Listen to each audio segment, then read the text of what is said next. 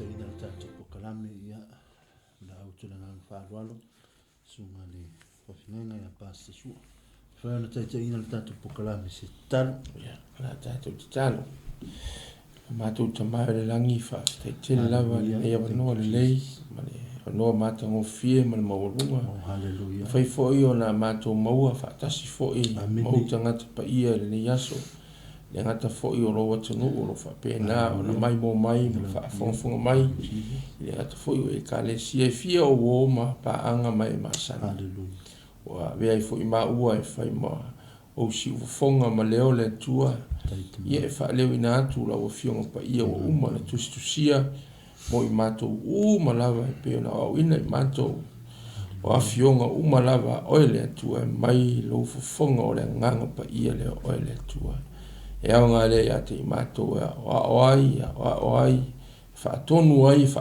poto ai mato uma lava ina ia mato i loa ona saunia i ngā luenga le leiwa ato whaina i mato fa afta ia ni no le leile tua ia sa telin mena ia mato le yaso lo tunu sa ape foi i tiute ma faiva ia le nei wa to au mai mato le fiafi mai lava yaso ia se yo o mai le tu fiafi vi ia lava oe le tamale le tamanga lofa le tamanga mi tonu tamai sili ese le ti ola o fionga o ina mai mato o oe le tamai le favau o mawhai le mātou mau aile le fiafi.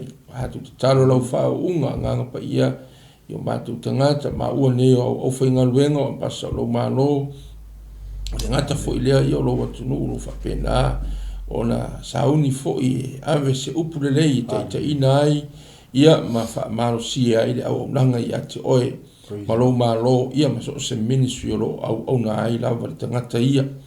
Whaftai fo i lea tua mo lau au na ya Pastor Mike male au nanga le Global Kingdom TV le fatua o ia uma faia ona tu ina tu ai lunga o pe au le ea ia le nei fo i polo kalame le nei fiafi tamae ma to te fa pe antu na tia lava i matou fa i tia i matou a o lo lava suafa ia fa ea male sa vali o lo malo ia fa pe na o atu turu inga umo le langi ai mise na yo matou tangata Samoa so se atu nuu le li ie so se atu motu le Pasifika mo aile nei fa sala launga marani ia tamai ia vi ia ila o fio se au unanga le atua si ke ministry au kilani nei ia mo lo atu nu matu te talo le li ie ia fo ia le vi inga ia te oi tu mau fa tauva le fo ile tua le te tai fo le ma pero ne fiafi ato ai mo oanga pa ia lo te sili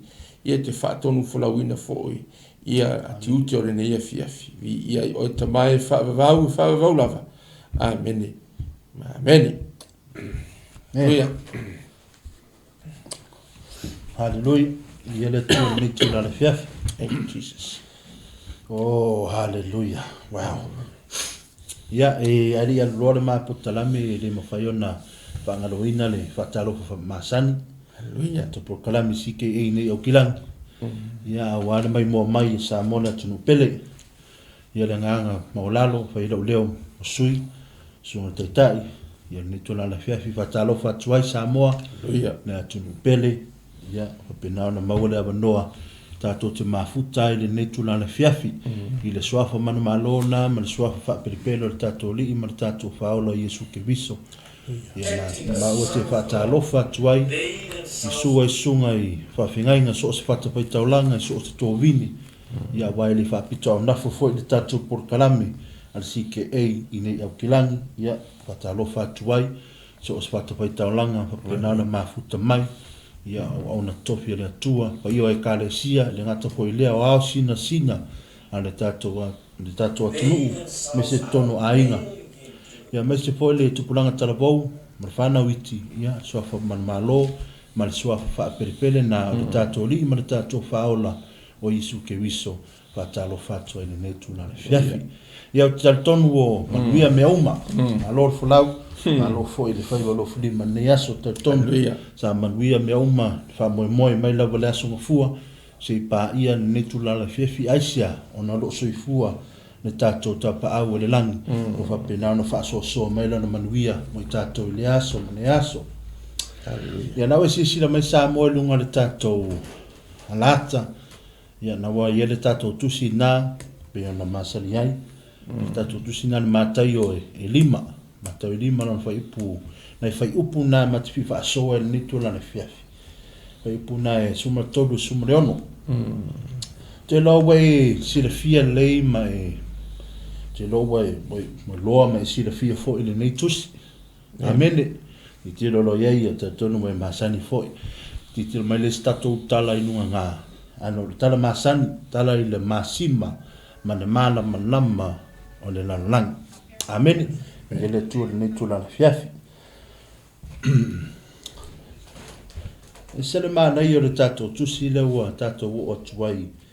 I le nei tula na fiafi na mātu e whaasoa ai ma le sunga teta. Ona... pe e sere tā ua o le masima nei vai tau. Amen.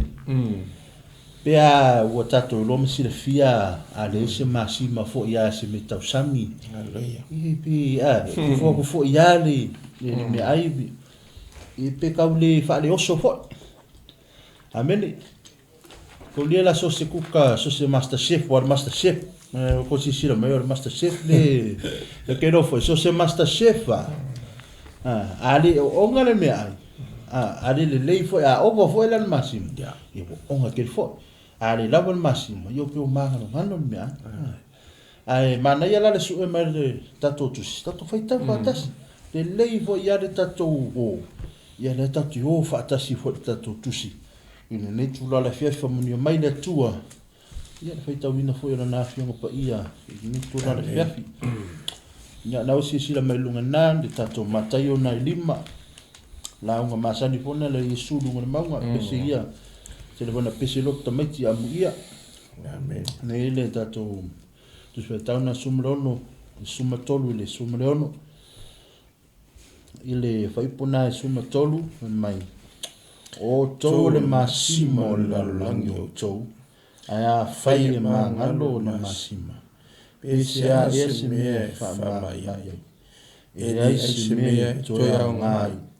Nao na la fo ina I whafo. Ma soloia e tangata. O tau le malam lama o le langi o tau. I le mawhaia o na lilo le ai ua tū lunga o le maunga. La tau te le tutu ina fo I le la mepa. Ma tū I lalo I le mea e fuai seito.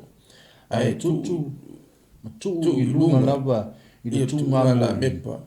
Ia pupula tuai ie oi whale uma. Ia whapea na pupula atu o tau malam lama I lunga o tangata. Ina ia la tau I lo atu, la tau a mio lei. La tau te vi atu ai, lo tau ta ma o I le langi. Hau mia mai le atu le patomina na fionga. Na te whafonga mai Samoa o nei. O le tuspa ia le fai tau le sunga venga inga le tuspa I whaloma. Ia o ia tuspa ia noma ia pe kau isi le kiki ia translation. Pe na whafonga mai ai. Ai pa muni o me le atua le fai tau inana na whiunga. Ia le tato tusi la na. Ai I watua le wanoa le sunga le whawhenga inga. Tana tamai whasoa le tau tala tuai. Whapea. Be a good influence to someone. Be a good influence to someone. Ia vea oi ma se whaataita inga le lei I se tangata. Ia vea oi ma se whaataita inga le lei I se tangata. Nā wai loa. Nā wai titino ma le masima. Ma nai ia le whaunga ina le whetalainga Yesu o le masima.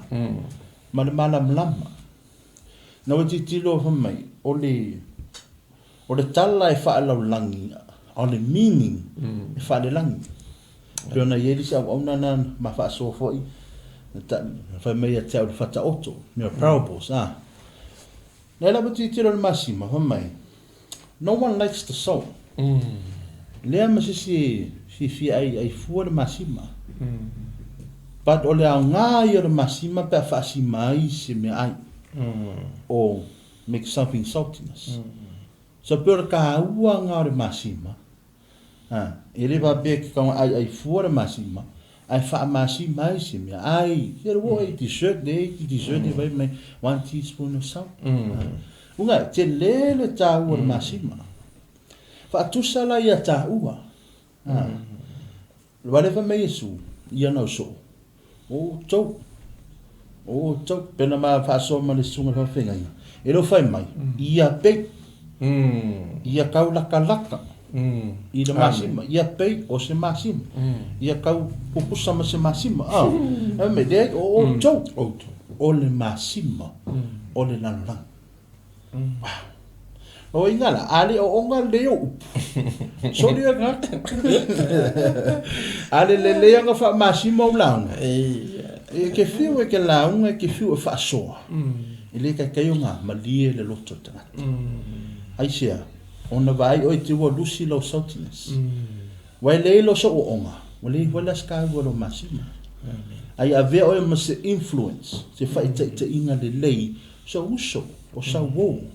O ai lava si tangata lo penano mafuta. Be the good man, be the good side. A vea oi ma se fataita inga le lei. Tau tala ke isi a kwanga ko makangu, e la ka kwanga le. I le ako pongo ko inga, ia wapura mungo le sunga ko whengainga. Haftai. Mene. E se le tā ua o le mele wa sau noa i lau sunga le. Ale awa o le fiafia. Ia a vea oi masi. Amen. O le fitala inga Yesu le whapea ia kau peo o ko masima. E ua fitalai mai Yesu ne fiafia ala lana fionga pa ia. Ia pe ia o ka ua masima. Praise the Lord. Le manino a le whaitawinga o le tara le tuspa ia. Ia le MATAIO whai mai o autou o masima o le lalolangi ia autou. Ile tuspa ia parangi. O lo whai mai, you are the salt of the earth. Not the world, but the earth. So, e se la male tahua le fu ia fiafi le tatu taltala noa. Amen. Ona e sa o aile la la o le fu le fiafi. E tala ngoa lo tatu le masima, tatu mafau le masima, we me fa masima, fa spo ase ai. Lungo le lau ai. Ya, pe fa onga ile, o le tūlanga na, mai o le tūlanga le leile na o le meo le masima. Pe o ia le na te wha pāle ngia se taste o se mea ai. Nga ke wha leisi o le se koa i ngā mea. O ka koro fo le masima e tāua. Isi o le fia ai le masima. O fia ai ngā le suka. Mea maua i ngā le suka an mea le maua ai. E whaima ai le masima. Masima le lei. O lo tala noa na Yesu i le whai mai a o le outou o le masima o le ele pe ako e tu i eise whaupunga i le larolangi. Ai i le tana a le whai evanga lia luka te i kango e whai tau aku i le masima lava lea. Sa moa e le whaapea ua le ua fete nai ia tustu singa ala wa apostolo fo i po fai evangelia ai fa fetai o au mai e le tasi le point of view sau noa ai Yesu ina ia i loa e tātou po o le a tonu po fe a tonu po le a tonu le mea lo manao ia i lo tātou te tai au ia po lo tātou ampasa sili o Yesu e tufa mai mo i tātou pe o le tātou o ona i ministry ta itasi pa e ka le si o le luka la le se furufa o lo fa pe vala tu singa luka ia e mana ia foi e ta tala tu ai foi le fia fili ka como ka upu ia ma mo ai no tātou langona mani manatu se tele fa mai luka o le mele le masima si o va ai o fa nga luka before nga mai fia kere ia tu stala luka e ai le masima e era masima mai pe langa wa ole tala tu si foi ma history foi ma kanga poko ole tasi le tangata ole forma ka o forma luka o forma longo winga e ia mala o luka me ka masima fa fonga la sa mo ole tala luka fa mai ole bere le masima see sound is a really good subject. Is a very good method. Ole o se object le lei. O se mea le lei. Le masima. Ai fa fonga la sa mo fa mai. Ai a faila e ma ngalo le masima. I se si fa upunga a faila wa kau le o onga le masima. Pe ua le o onga lava le masima e tusa malonga lava taste. O le o onga. Fai mai na le fai upu na e toru wha leo te fai tau ni fai mai. E pei e fai mai. A fai e ma ngalo le masima. Pe e se mea e wha mai ai. O le mea mua na fai mai luka. E le au ngā ia i whanua. Salt no longer used on the earth or the soil.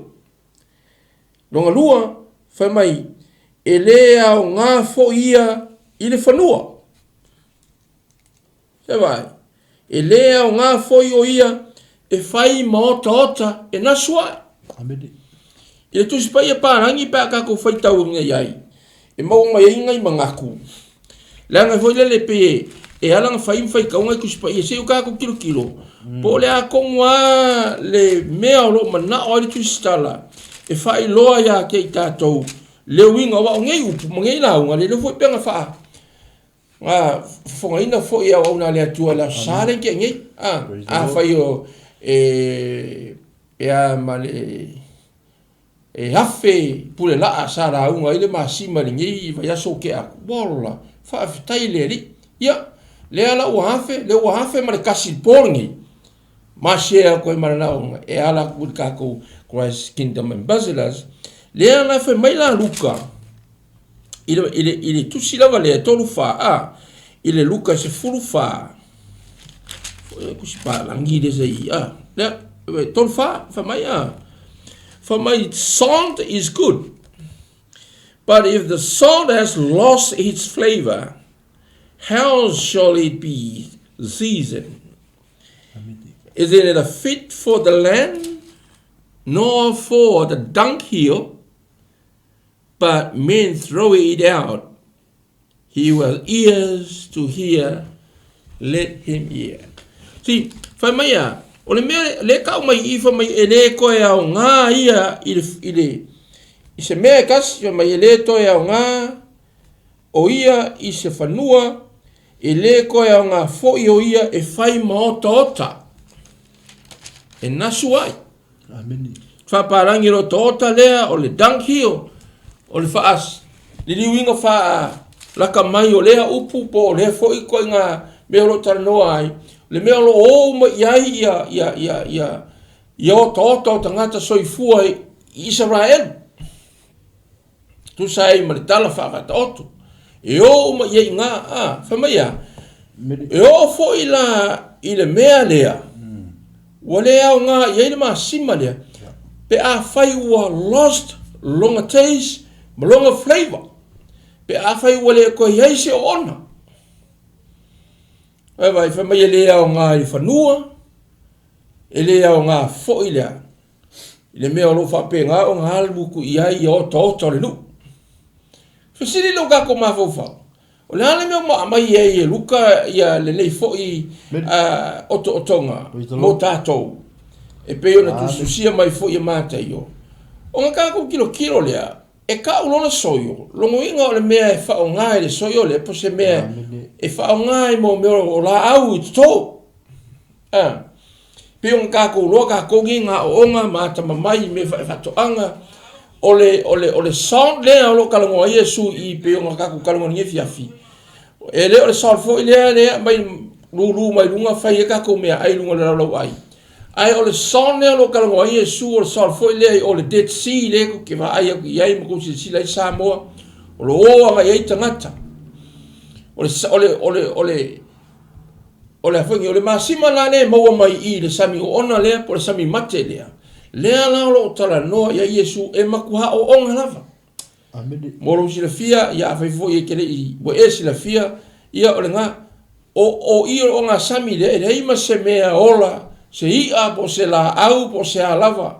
E o a fo I sea e ima se sea o ko e mau I awa nga kumu fo I o I nupa I ni ku nga sea pe fa pe le ai ma sima le e le ai ma se mea ola awa au mai la luka MATAIO fa ata nga yute le fangua e yai la le nga tele le masima le me foi la le sa mo ka kilo ona la le me wala I o ka o ifua le soyo le ele ka o i fua le mea o lo halu i le o tohota le nuu.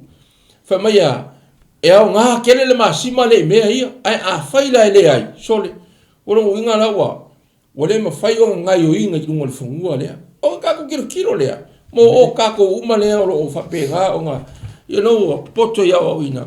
O le masima, o le kasi lea fertilizer, e ma whaia o ngā whesui ai pe mix ai le palapala, ina ia ola le lei ai le la au. E leo mawalangi sa inkisi marana o nei, ai o mato peo ma koe koma ngaku. I kaimi foi a kako a onga. Le ka ke whaalonga foi upu foi mai e ingai foi a onga peo kau ngalo ngalo, me ka o le potassium. Le nitrogen, phosphorus, o mea ngā. Misi la ma le masima. E ala onga add i le masima lea. I i mea kusi lea. Inga ia mauaingi lau siusi, lau o le la au. Lua, ia maua le la au ni branches whapenga o ngā keke le ma le lapoa. Tolu, inga ia loloto le halu i lalo a. O le la au lea aisea, leanga foi o leo ua maka o ngā mixi e le salt lea ia le teo langa le lei ma le teo manga le lei o le ele lea. Biona sau noa tula na wauna na tanga foi talaina.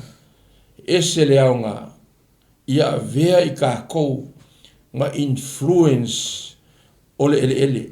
Hallelujah. Kala ngoi Yesu le ele o lango le ele le fio i hitanga te soifua.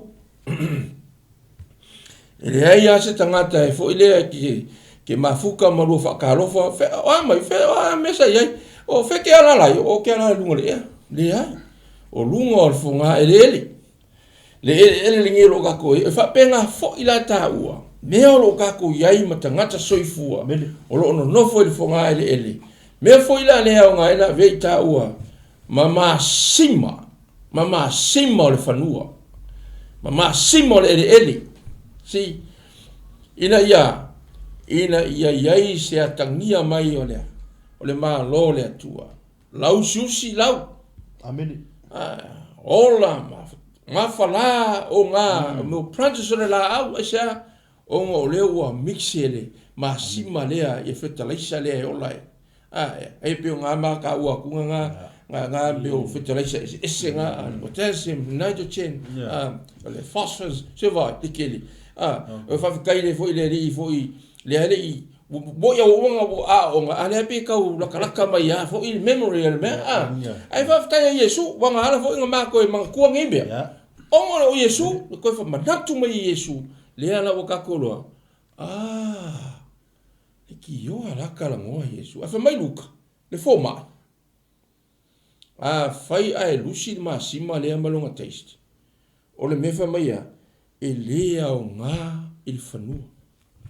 Whamai o ofo ili mea le halaku i o tau talengu. Awa o le kasi la le mea, le fwoi whako aka kuloi ngai ngi fiafi. O mea i o mea pe o mea rei maa ngi le halu i o tau ta tu lau sa moa ale kako fwoi aku pe o. Ai o le mea la le stoa i haile o tau talea.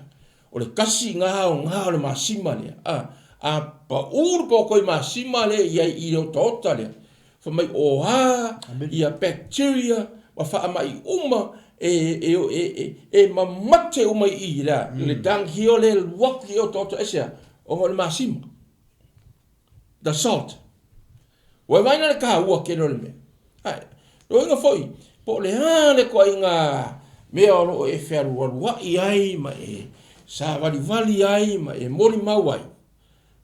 O ngā mea uma le ahola, aisea, langa wa vea oe ma masima o ona ina ia tau ina atu le upo le atua.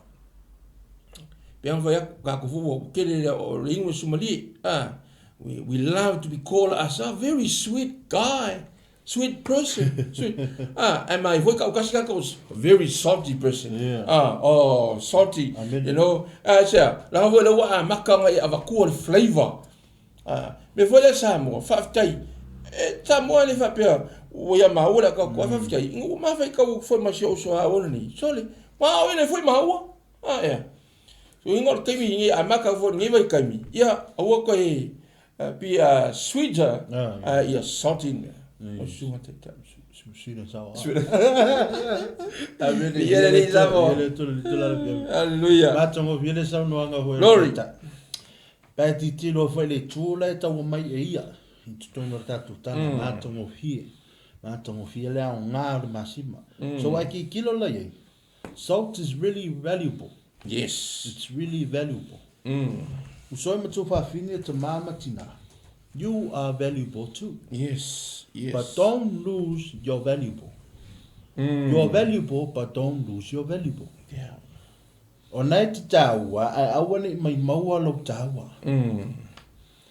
Ai ki kilo la sisi ku I le tala na masima. E kukusa le leia lau mainga I Yesu ke viso lang whitalengo na masima, ma le mana malama na so me lano. Is the same meaning. Pea nai toi wha au lau tele mai e le mana malama. Yeah. Le tala I sula whiatia no so le masima. Ai wha pero ni e lo so. Pole ale meua. He master. Yeah. Ta maso le o ka ko masima. Yeah. O ka ai masima ka onga. O ka ai masima ma. But ai ki kilo ngi se ata atoa. Ia fai o e mase wha moenga stangata. Because every table needs a salt. Every feast needs a salt. Amen. So se ko nga ia ka ko lau hamu. Yes. Amen. Hallelujah. E vai alu akala wanga se fa swanga me. Misi masima. masima. Ese masima. Ese. Te manatu la sisi tu. Pe fa pena tau. Bole upole tu e fa pena. Hallelujah. Ese upole tu. Fe ia fe ko pe ile. Hallelujah. Se fa fanga i doctor. Te ai tole me ai ele me misi. Pe ia se maftanga I stanga taua. Pe o to vai ta mau le ainga. Atu malo le ta mau le ainga me se ainga. Ewe ya e ko mafu kale ainga. Fa me e. Pingi foi le ngofu mari ko ina. Por que nga foi. Pingi foi le ngofu mari kinga. Pingi foi le okay mai ka ko. It's something that those with fellowship. Something lele ka unga upunga. Inspiration. Okay. Mafa nga upara. Se me fai ma se whakakainga po se lui kaunga. Lui kau I leo lango stangata. Yes. Ai aina. E kelo, se whakakainga ngara kala. Kela I o ka ngaka mai I ka kofanga. Ai sila koe ngai. What do you want to be when you grow up? Oi te fia peipe matua. Sa tali masta mai titi. I want to be like Paul. Yeah. I want to be like the 12 disciples. I heard me. Fia lela paske kipe Michael Jordan. Fia lela ka ala LeBron James. Like kilo la ko someone le motivate la ko la ka alu. Ai kilo wala masima. Kai fa pena masima tatu volanga. Amen. So se me ai ki fia tau sami. E misi lo masima pole alo fa me de manga ir me. Ai misi lo masima. Yes. Ka e de fia tau sami ya se tulo. Ai manga lo ngano ya la ya. Ba ki kilo. Ai ki kilo la sisiku. Ese foi masima lo langa. Amele. Ese foi masima. Yes. A titilo la ye le masima le tano ma ye le mareko le. Le mareko le ibanan fa ipu e limasfu. It talks about the salt of friendship. Amen. Amen. Me ya tol file mu. Ngala. Ya te ole masimo le lofa. Ya te ole masimo le file mu. Ya te ole masimo le ol. Masimo fa maun. Masimo fia. Masimo funny. Different kind of salt. Ya te oi. Amen. Hallelujah. Amen. O vala kai mi ke face sai fa fikauli. Vai makua so se tamaftanga fa nga tu perta to me yo me ai. So se me aia.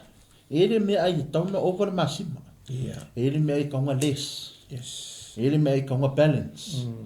Teaspoon, 2 teaspoon, 3 teaspoon. Wai isi me ai wa ava pe kaunga e fua uma me ai de masima kasi. Isi me mbela me pule.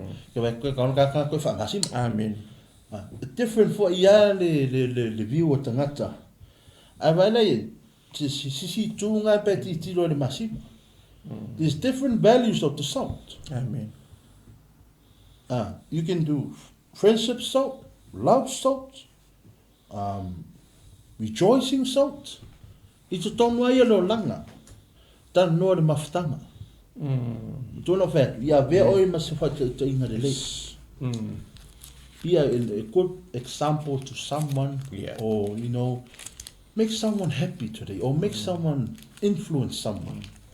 Pai se fa te inga pe one why ngai lo aku o lo influence fa malosia le na tangata e sau I lotu la sa fa malosia la tangata fellowship mai fa malosia le lo uso pro to fini, or you might just actually save someone but you don't know. See, that's the value of your salt. Amen. If I may misvalue loga with those salts when you have no saltiness. Amen. Yes. Yes. Because you can't be salted again. Wow. True. Ba kikilongi o hawa lea o pasta lea e umatu lo pasta o umatu foi pasta I le ko ese masima pe o pasta le ko e fosse masima pe wa le to e fosse masima pe o oi e mo e la na fana ese foi ia le masima le na fana titi lo ai fale o langa. Yes. Yes. It's just similar to the light. Peki kilo le roka ko kilo ina mana malama fa meta totus. Bai, awara ko kuare mori ma ko lalo. Peki ka fa pulo.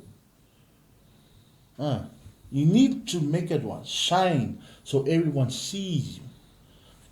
Kula sisiku. Make Jesus, make the Lord shine out of you to someone. So when that person sees you, wow, what a God, what a Jesus that Sua serves. Kuka koe suare me ai, e pastor me ai a waku I yanga customer, ai a kono customer me. Oka se manga yo. Oka se manga.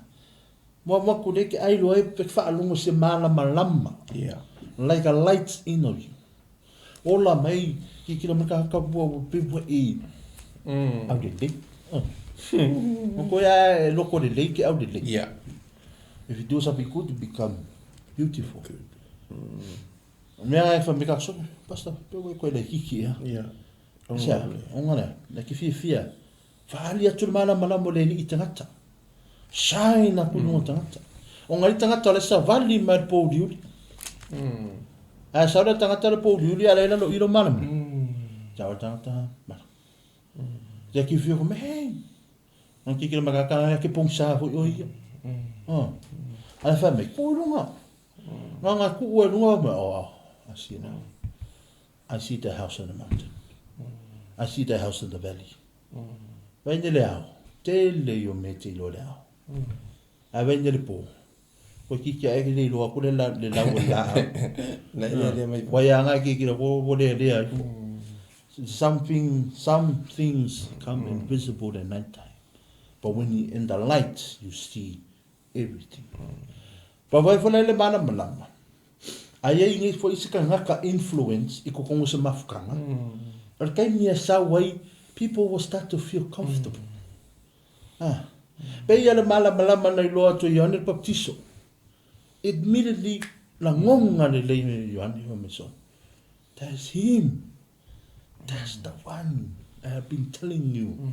That's the light. Immediately, like you don't have to asia. Which the way loa ka lo valuable. Loa ka lo masima. Loa ka ma isa ko so. That's amen. This may shine like a light. Very subtle. Very subtle. Ya watu na uloale so for me. Amendai. Manon e se le ta ua ko le simele wa to yo ya. E yo e moni fa mai mane ko. Ai fa mai na mau mane ko. Le ma sima le le. Yeah. Ai a fa ma e ma ngalo le ma sima. Fa mai la yo mane ko. O sa fa fe na ngo ko fa onga le ma sima le ka fa wa lus. Se me yo. Vai ku singa e fa yo ngali ko. Ele ai ma se me e se le si des. Yeah. Le linku mal meta sia la ole manga o be assaulting. Yeah. O ia avea o el masim fa mai na yo mane ko. Ole ma fa fa le tala sa mo fa mai le mane ko. Se anse me a tou te fa mai ai. Ko fa mai na yo mane ko. Ia ya te o tou le masima ma ia fifi le mu o tou ia te o tou masima peace. Wa vai na sa moa ile fetalai o le nganga pa ia o le atua na tu sia ia o na le atua nei tu spe o le ma fa so atua le nefiafi. A ka ku ua fa kasi. Oka. A vea oi mama sima fa mai maleko ia ma sima le ia te o ronga o le kangaka. Salt le kalangoa ia Yesu. It's you and I is a person. Pion kaku kalangoa fo ile last week. Yeah. Ile malo le atua. O le malo le atua. It's a person. Lo kalangoa ia le sia. Ni ki o kaku mafu fo le kingdom of God. Yes. O le fa matala tala inga ai o le tangata. Le fo ila ko kaku ko yo mai fa mai la yo maleko. Oi, yourself. It's a salt.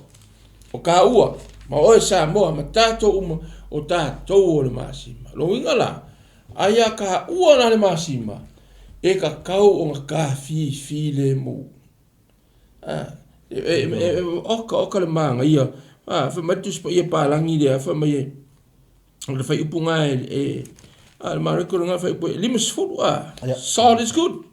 But if the salt loses its flavor, how will you season it? Fa fe nga e koe manga. Fa onga inga le me le pe fai walusi. Have salt in yourself and peace with one another. Longo inga. O lo ia oe na le masima. E ma fai fo i e fa masima le mea. Le anga oe le masima. Praise the Lord. Amen. Si ma ia sa mo le me le fa mai. Ia fi le muma ia maua o koura. Le lofa o le tasi ma le file mu le tasi.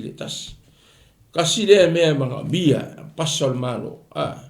Langa inga ia veka o le ngaka nga veka o masima.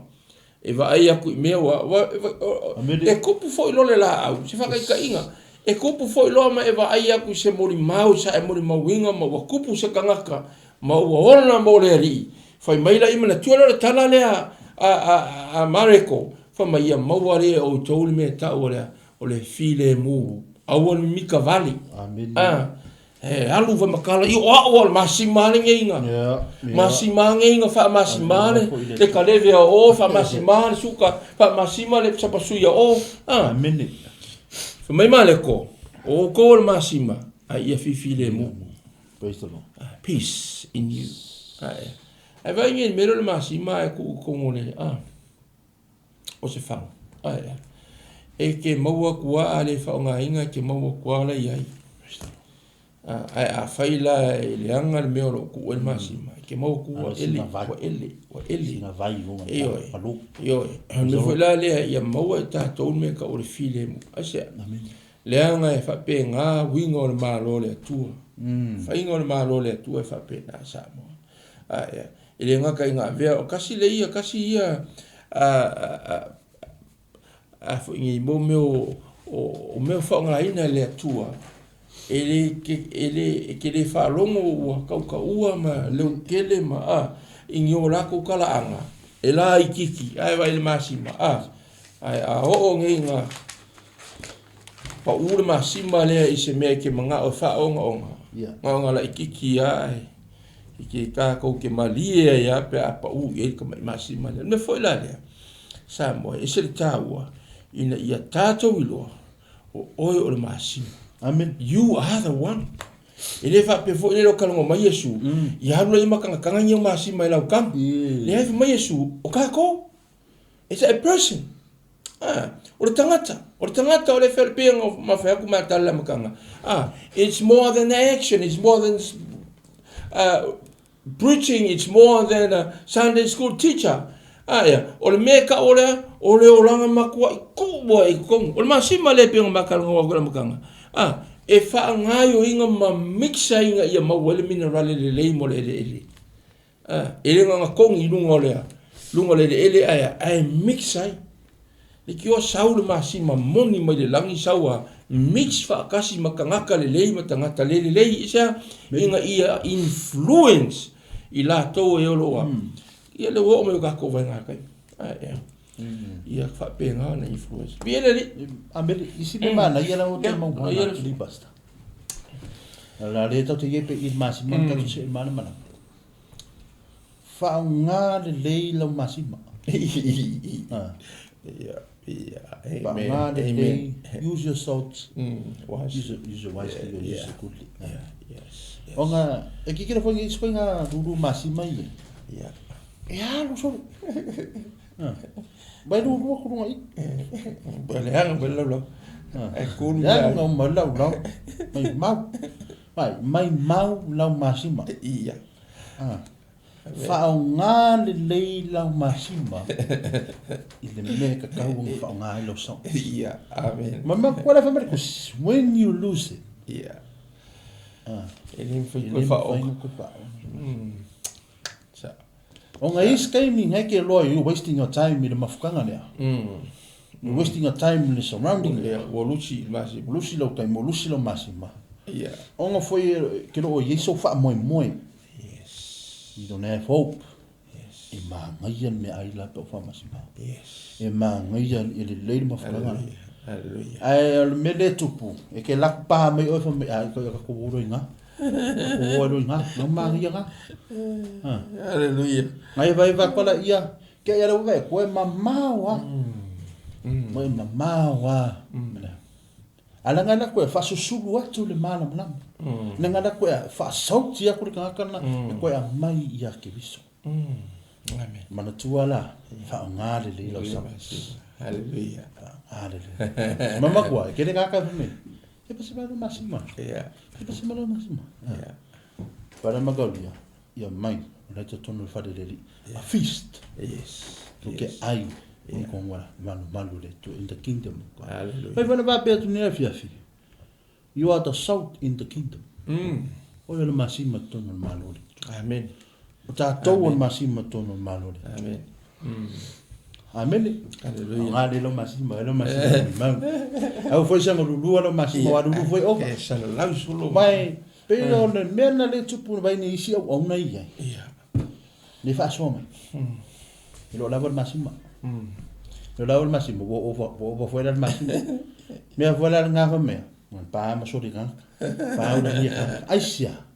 On foi le ide masima. Ia. Agora ku foi sanga lulu. Ia. Wa mas ka e ka. Ia. Na kwa pa fa rifu. Fu ka lo kon masima. Ia. Mea, fuama tofu. Taste. Me te fa mara sima yone tofu nganga pe mai fea. Hallelujah. Ana kwa kako. Yeah. Va ku roko fo ko no story. Yeah. Va mo siman me. Over masima. O la me ko feri me aida. Mo over masima. Le se me tu vai ya. Yo va pe se fala e no ngo sa ro la vai fa su porola. To fa ke ale onga. Hallelujah. Picture mai le tatu tala nganga ne le tatu faso. Glory. Ona le tatu ya le vision ne na mai su ke viso. E ala mai i la sant. Yes. Mana tua le fata oto po se tala fata i su ke viso. Fa nga mai le mio le langa. Lona meaning. Yeah. E fa le lang. O beti te lo ye pa su yai. Betan te tala lona meaning e fa le lang. Ai fa nga mai. Le tala le tatu ba ai ya so una tua tu lang. Yes. Me la ia tatu mau na i le marama. You are the light of the whole world. A city built on a hill cannot be hidden. Sa o le tala lea. Amen. Amen. Sa o le tala lea. Ke o whakangaka whamai, oi loa tule aire lunga de maunga. Au ke loa se mea. Wa whengai rei loa lai, o no mi mori.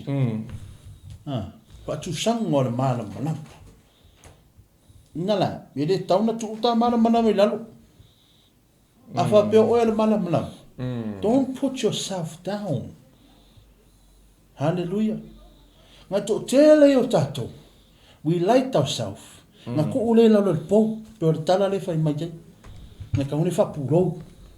Ai sia ke fefe. Ke popoli. Amen. You are worried.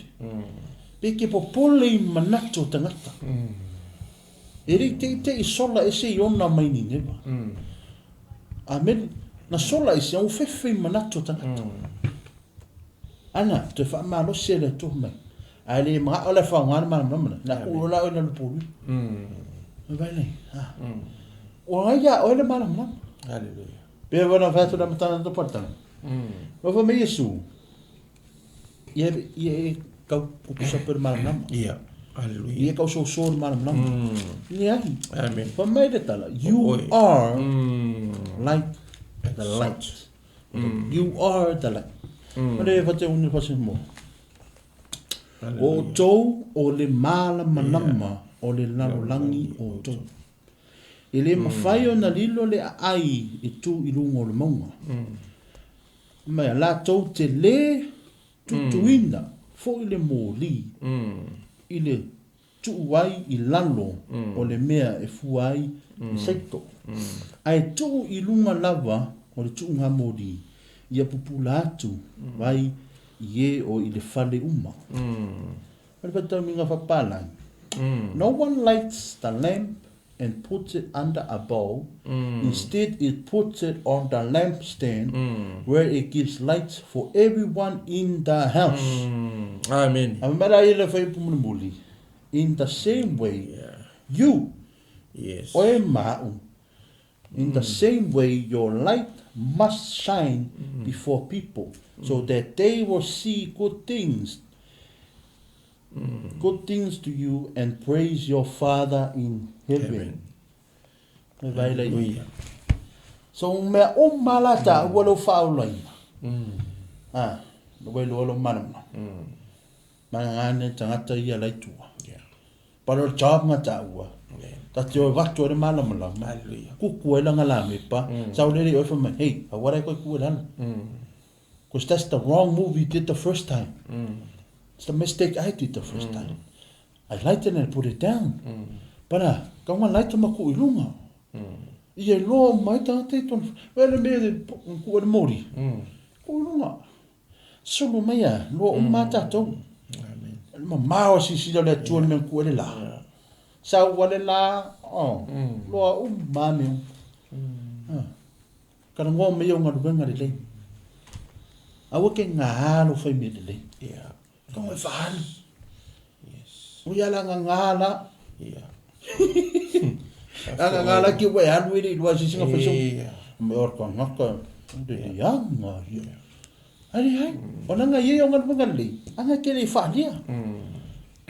So, a tono se fi au mo e. Do something good for someone. Fai se me le mustangata. Asia, ona na ele mana mai te oi.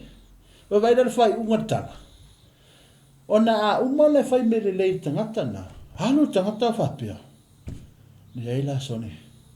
O kwa le o le tua le tapu i la tangata son.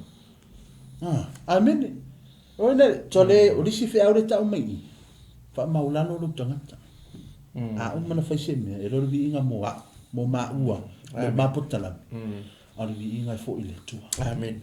Ona ia na mai na mala mo ma. Hallelujah. Le la boa, mo tutu atu. Fa mu atu na la mipa. Fa mu atu na mipa. Ona tuula ia ilunga. Amen. Mana ia foi le tala ya o lo fa na. Yes, yes. Where do you put the light, kids? On the lampstand. Familia me le tuata to por karami malo le. Fa fonga malo foi sila. sa mo la tunu pele ia batu da no ni sunga papa tai se ta o fo tai wila sunga tai ne fi ua ka o mai me ka o malama ia malama you are the light of the world lela o kala ngoa wa uma o kala ngoa mai o le masima lungo o fonga ele po le soyo po le pala po le ele amen le o tala no mai ia la tusi foi tu siertus o le lalolangi sulu watu le malama ma tau foi sa mo e luoko i ngala o le lalolangi o lo ia le lalolangi o le pauri uri ma le lalolangi o le malama la lea kala ngoa ia Yesu ina ia fasu sulu watu le malama lama i le lalolangi la e pongi sa ina ia avea ma lalolangi malama lama fatusa ina la Yesu ma mai Yesu le tala lea fatusa fa mai so se fale e ku lungo se mea mako po se hio po se mountain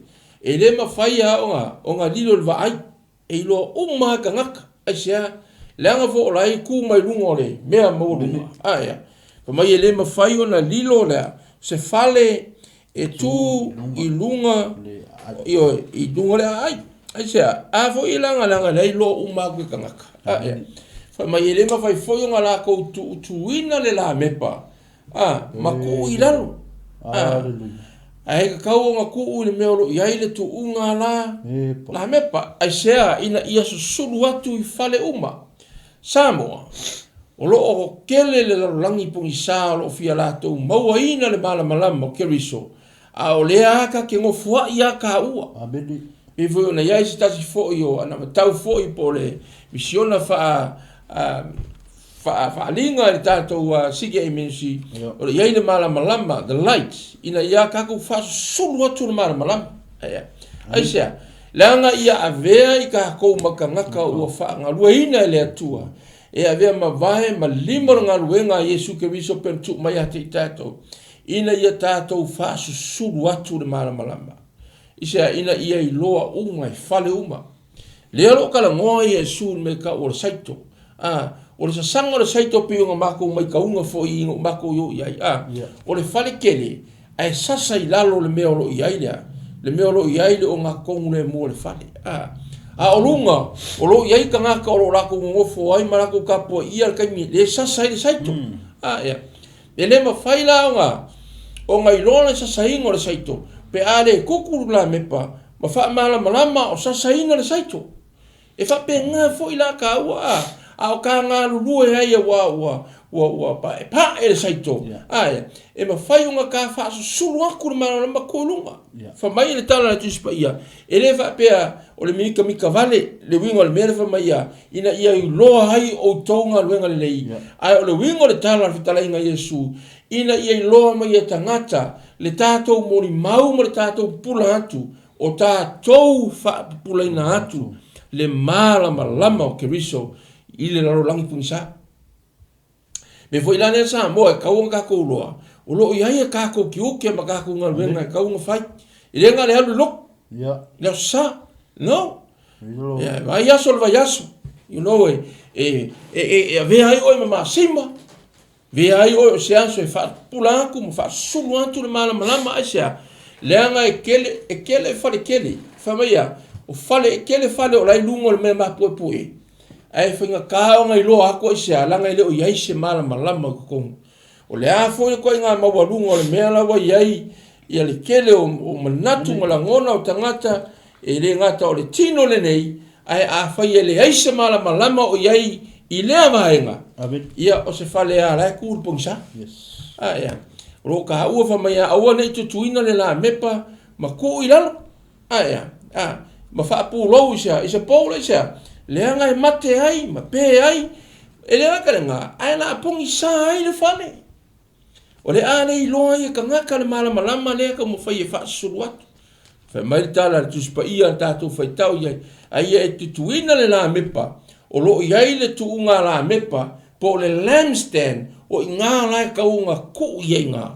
Ia le kākou mori, le kākou la mepa, e ngā ia wha suru atu. Le hale mea rei unga kuulunga i le lampstand. Asia, aongi inga kuulu ka ku wha kuanga ia Yesu. O na fio mailo Yesu ma o whao ngalo soifua mo lo mato wola ina ia whaasosulu ina atu le malama lama o ia o Keriso. Ai whaitau ia tu se whaalinga ngā ke mawaifa maia. Tu se atu i e kalesia e fitu.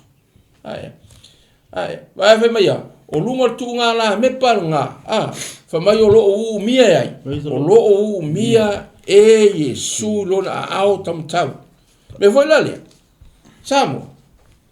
Tako whaarango lango i le ou le malama lama moni. Whamai o ane ea. E le o ia o le ha. O le malama o sau o ia e moli mau. I lea lava malama lama. Pe ngā foi la ka ua. Ina ua vea i ta ua ma whanau fawina ma talia le ali o le ola o le o le malama lama. Ia vea la i ta ua mai e whaasulu aku le malama lama lea. Peloa. Awa e kere foi ngā ngō. O se foi le lafu ma moe le tua o mātou ngā rua eima. Nai au na le tua ma nai tina ma nai tama. O whaku aua e ke wa ai maulalo le wala aua le tua e lo soifua. Sēlanga wau kiri e msia kuspai, sēlanga wau kiri me whai le whaku. Ia oe Yesu, e ma whai o ngā whao ngā Yesu. Le anga waa ma le mea ngā wai ia oe. Ea, whao ngā ina ailo na whina ngalo, mo le mau wai Yesu. Me foi lea oe whaafonga mai le lei tuaso. E kele whale lai kukuru ngore hio. But the problem is no light in there. And we need to shine that light. O ka ua la ne avea ma e whaaso sulu ina atu le malama lama. Ke lo e perka mai whale lenga mako maka ai me le ngaka inga sasa ele saito wa yele kaimia e sasa le saito. O koe ave voila ia e vai mamara saiko. Ai ke o ngal sasa ngal saiko. Le ai yele kaimia ma yele ia saiko ko kongo le fare saito ia e sasa inga ia ko ulu e ser fakor saito. Out. Yo ma le kaimia ave rola ia e fa mai neve me asu po le lunga. O le lea la ia le puti ai ko ulu foi la lo saito. Me foi la le sambo ka ua o ka ngaka ua uma o fa nga inga le atua. Ma u fa o sa uni foi le atua fa pe hinga oi. Lo malama fa sulu atu. Ina ia I loa e tangata uma. Mea la lea. I wonder why some people they don't want to shine the light. Le ngo le mio na fa ile sa mio le. Fa mea ia fa sulu aku inga ia I loa la o ko wa mio. Your attitude, your lifestyle, ia lenga tusa malea o onga alo tato wali o Yesu. Amen. Te. Wala o sen ma ngai le mele. Fa mai Yesu ia sulu aku inga ia I loa la o to amio. La mio le lei. Amen. Ki ofa mai la fio fa mai lo na o so ia ato to ona le lei o la o to amio. E peo lo tato ta mau I lang e ato toa ona le lei oia ui se le ia se si ang sala uma wow ole seinga wa kele ngala la fi ka ka fo ide le musu fa sulu malama wa la fi are le ngos ang sala ka ko ele le ang sala mo ai le ang al fa ngal me nga ala fai pele sala si ole wosla ngal me ia ke ia wa instantly kako kilo aku ia ua fato fa mai sulveta to fa laulang al bele ia ka ia ve oi mala me pa sulu malama ila laulang amen vai vela ia kako samo a o nga fa se ka se tasi o se au na se mele le so le laulang ia ko o tala ina to di tala le even for se tala se mele le o al mele wengi pi o ka va ve aku mele le lo mele ai o le ka ko ia misiona o le malo le atua the message of the kingdom ia ka fa sulu aku pea I le aso ma le taimi au ai ke fa vai ai vai o uma mea o le lo langi ma le tino fa tu sai e Yesu na o so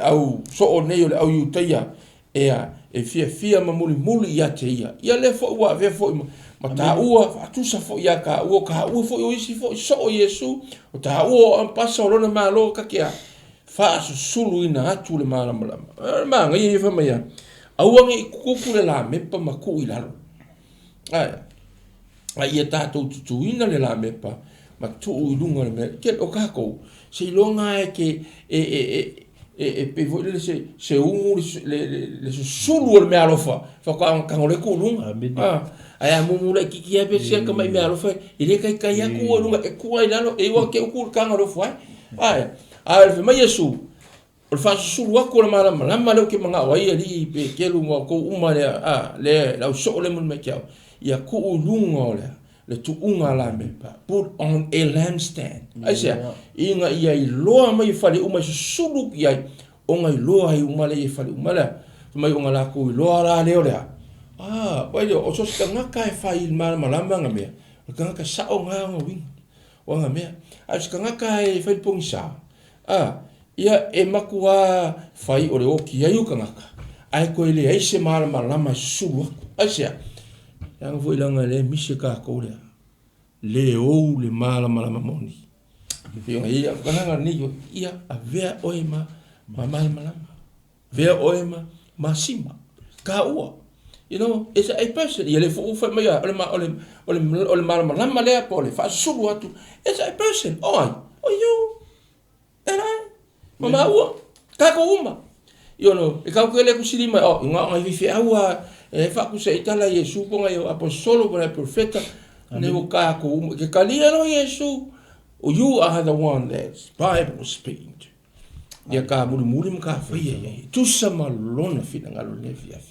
fa ke ma tai le la le fi ma o ya ai picha ta tu sa mo pele o ma to no ne fi no so ngata ye le ila tua ta tonu wala ta fo si u ya ta por kalam o na fo ta tu time ai ma no la sa mole ma si la ma ma futa mai fo ta tu por kalam ta ton ya la fo sia nga le upu ma fita nga mai le tua ina ne tu la fia fai fo malu fa ma los ila sa valinga ma u fo sa valinga ma to fo long ila ne o langa ta tu ya ma pe no tala masan ma te lo tala no atu hoi ma fa so atu no I fa pe wo ma atu atoa amen I o le fo I wa hawa wina fo I ma o le upu nei po hallelujah hawa wina ma ta to le fionga pa ile tua le se ma upu le fionga pa ile tua fa fitai te le lava ile tua mo le fa ma ina